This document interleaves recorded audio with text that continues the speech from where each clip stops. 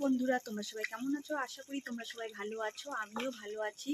তো এখন থেকেই আমার ভিডিওটা শুরু করছি। তো আজকে হলো আমি একটা নতুন রেসিপি করব ডিমের।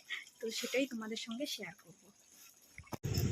সবার প্রথমে আমি ডিম সিদ্ধ বসিয়ে দিলাম। আর এটা করতে লাগবে হলো পেঁয়াজ আমি কুচিয়ে নিয়েছি, আর টমেটো কুচিয়ে নিয়েছি, আর এখানে সরিষা, পোস্ত আর কাঁচা লঙ্কা এটা আমি মিক্সিতে পেস্ট করে নেব।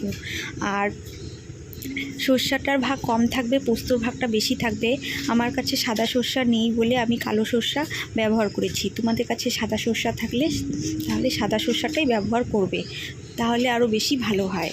আর এখানে তেল গরম হয়ে গেছে, তেলের মধ্যে অল্প একটু হলুদ দিয়ে দিচ্ছি। আর ডিমগুলো বেশি ভাজবো না, একদম হালকা করে ভেজে নেব।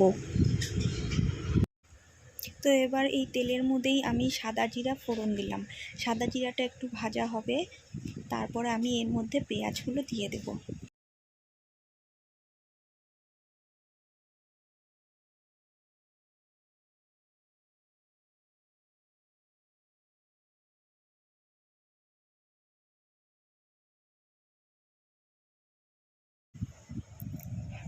তো পেঁয়াজের মধ্যে একটু হলুদ আর লবণ দিয়ে ভালো করে কষিয়ে নেব।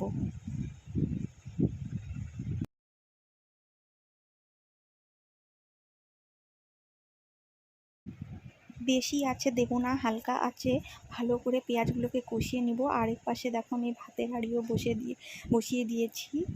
তো পেঁয়াজটা আমার মোটামুটি ভাজা হয়ে গেছে। এবার এর মধ্যে আমি টমেটোগুলোকে দিয়ে দেব। টমেটোগুলোকেও পেঁয়াজের সঙ্গে ভালো করে ভেজে নেব।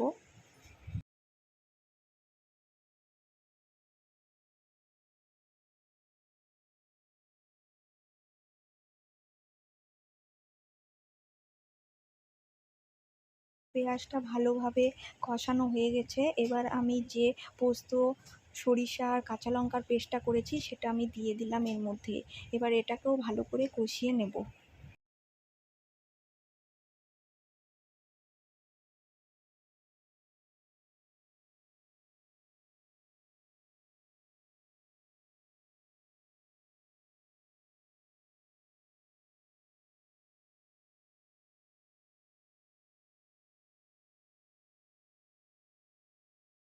এবারে আমার ঝোলটা ফুটে উঠেছে, এবার আমি ডিমগুলো দিয়ে দেব। আর এই রান্নাটার মধ্যে হলুদের পরিমাণটা খুবই কম ব্যবহার করব, যেহেতু পোস্ত ব্যবহার করেছি। আর ঝালটা আমরা একটু বেশি খাই, তাই আমি ঝালের পরিমাণটা বেশি দিয়েছি। তোমরা চাইলে তোমাদের অনুযায়ী তোমরা দেবে। তো ঝোলটা আমার একদম হয়ে গেছে। এবার আমি এই ঝোলটাকে একটা বাটির মধ্যে নামিয়ে নেব।